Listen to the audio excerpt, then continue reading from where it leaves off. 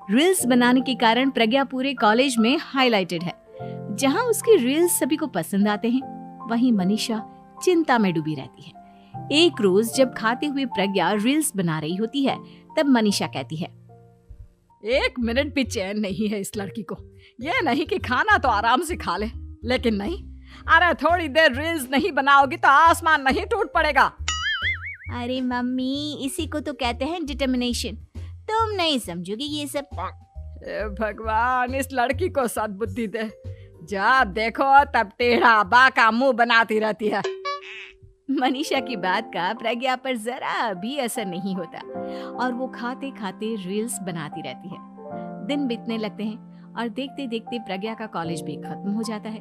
आए दिन कोई ना कोई मनीषा को प्रज्ञा की शादी करवाने का सुझाव दे जाता है।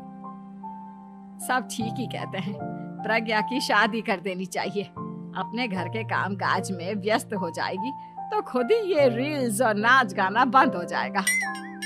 मनीषा और प्रेम प्रज्ञा के लिए एक अच्छा लड़का ढूंढने लगते हैं और तभी विकी का रिश्ता प्रज्ञा के लिए आता है, जिसने प्रज्ञा को उसकी रील्स देखकर पसंद कर लिया था। अगले दिन विकी अपने माता पिता के साथ प्रज्ञा के घर पहुंच जाता है और प्रज्ञा साड़ी पहने हाथों में चाय की ट्रे लिए उनके सामने आती है। जब विकी को पसंद है तो हमें भी बहू पसंद है। बहन जी, आप बारात की तैयारी कीजिए। एक बार लड़का लड़की अकेले में बात कर ले तो अच्छा रहेगा। हाँ हाँ, क्यों नहीं। मनीषा विकी को प्रज्ञा के कमरे में भेजती है, जहां प्रज्ञा पहले से ही रील्स बना रही होती है। तभी विकी कहता है, आ गए आपके साजन जी। हमारे साथ ये रील्स कंप्लीट करती तो और भी अच्छा रहता। अच्छा जी, अब आ ही गए हैं तो बना ही लेती हूँ आपके साथ। दोनों मिलकर रील्स बनाते हैं। जब वी मीट और तुरंत पोस्ट भी कर देते हैं। फिर विकी कहता है, जब आप साड़ी में चाय लेकर आई तब मुझे लगा कि कहीं मैं गलत घर में तो नहीं आ गया। अब सही है। दोनों की शादी पक्की हो जाती है और शादी के दिन भी प्रज्ञा रील्स बनाने से चूकती नहीं। यहाँ तक कि बारात के समय भी नाचते हुए रील्स बनाती है। सभी लोग प्रज्ञा की तारीफ के पुल बांध देते हैं और प्रज्ञा नाचती गाती अपने ससुराल चली जाती है। सब कुछ अच्छा चल रहा होता है। प्रज्ञा यहाँ भी दिन भर हर चीज की रील्स बनाती रहती है। लेकिन कुछ दिनों के बाद जब सुनीता कहती है, बहू, ये रील्स के साथ साथ कुछ काम भी कर लिया करो। वैसे तुझे और क्या क्या बनाना आता है? मम्मी जी, वैसे तो सब कहते हैं कि मैं सब कुछ अच्छा बनाती हूँ, लेकिन मुझे लगता है कि मैं मैगी अच्छा बना लेती हूँ। हाँ, कॉफी भी अच्छा बना लेती हूँ और मुंह तो सबसे अच्छा बना लेती हूँ। हैं? अच्छा अच्छा। सुनीता अपना माथा पकड़ लेती है और कहती है, बहू, कुछ खाना बनाना भी सीख लेती। मम्मी जी, मैं लंबी प्लानिंग कर रही हूँ। जल्दी ही मैं इतनी फेमस हो जाऊंगी कि मुझे पैसे मिलने लगेंगे। हम दोनों सास बहू राज करेंगे, राज नौकर काम करेंगे और लोगों की तो लाइन लगेगी हमसे मिलने के लिए। तेरा दिमाग खराब हो गया है क्या बहू? हंसी मजाक तक ठीक है, लेकिन इस तरह घर नहीं चलते। जितना जल्दी हो इस घर के तौर तरीकों को सीख लो। प्रज्ञा मुंह घुमाकर चली जाती है और तुरंत उसी वक्त एक रील बनाती है। ये देख सुनीता का गुस्सा 7वें आसमान पर चला जाता है और विकी के घर आती ही सुनीता उसे सब कुछ बताती है। विकी भी अब प्रज्ञा की इन हरकतों से परेशान हो जाता है। तुम टेंशन मत लो मम्मा, मैं देख लूंगा। विकी कमरे में जाता है तो देखता है कि प्रज्ञा रील्स बना रही है।